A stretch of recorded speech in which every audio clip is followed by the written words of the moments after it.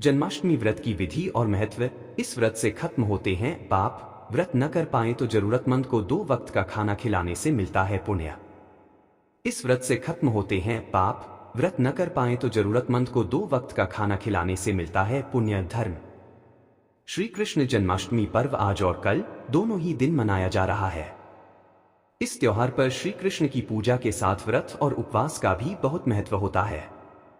पुराणों में कहा गया है कि इस त्योहार पर व्रत उपवास करने से जाने अनजाने में हुए हर तरह के पाप खत्म हो जाते हैं। जानिए इस श्री कृष्ण पर्व पर व्रत उपवास का महत्व और विधि। जन्माष्टमी पर क्या करें? इस पर्व पर सूर्योदय से पहले उठकर तीर्थ स्नान करना चाहिए।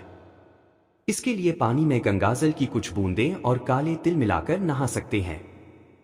फिर कृष्ण मंदिर जाकर भगवान को पंचामृत और शुद्ध जल चढ़ाएं। इसके बाद पीले कपड़े, फिर पीले फूल, इत्र और तुलसी पत्र चढ़ाएं। फिर मोरपंख चढ़ाएं। आखिरी में माखन मिश्री और मिठाइयों का नैवेद्य लगाकर प्रसाद बांटे। इस तरह की पूजा घर पर भी की जा सकती है। इस दिन घर पर बाल गोपाल को झूले में झुलाने की भी परंपरा है। व्रत उपवास की परंपरा। ये परंपरा सेहत के नजरिए से भी खास है, क्योंकि इस पर्व पर बारिश का मौसम होता है।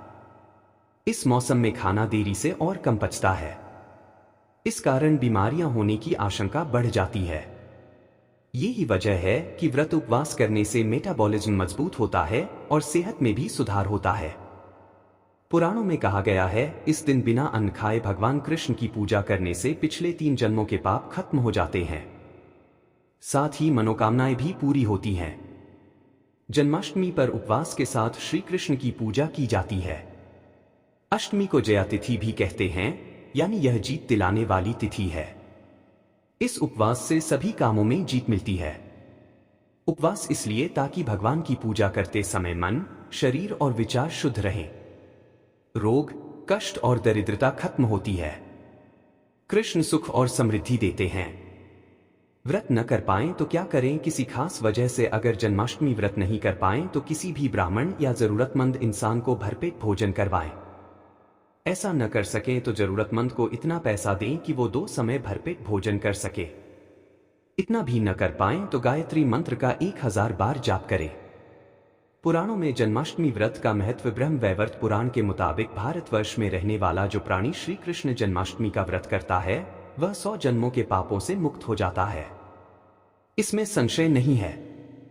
वह दीर्घकाल तक वैकुंठ लोक में आनंद भोगता है। फिर उत्तम योनि में जन्म लेने पर उसे भगवान श्री कृष्ण के प्रति भक्ति उत्पन्न हो जाती है, यह निश्चित है। अग्नि पुराण का कहना है कि इस तिथि को उपवास करने से मनुष्य कई जन्मों के किए हुए पापों से मुक्त हो जाता है। इसलिए भाद्रपद के कृष्ण पक्ष की रोहिणी नक्षत्र युक्त अष्टमी को उपवास रखकर भगवान श्री कृष्ण का पूजन करना चाहिए। यह भोग और मोक्ष प्रदान करने वाला है।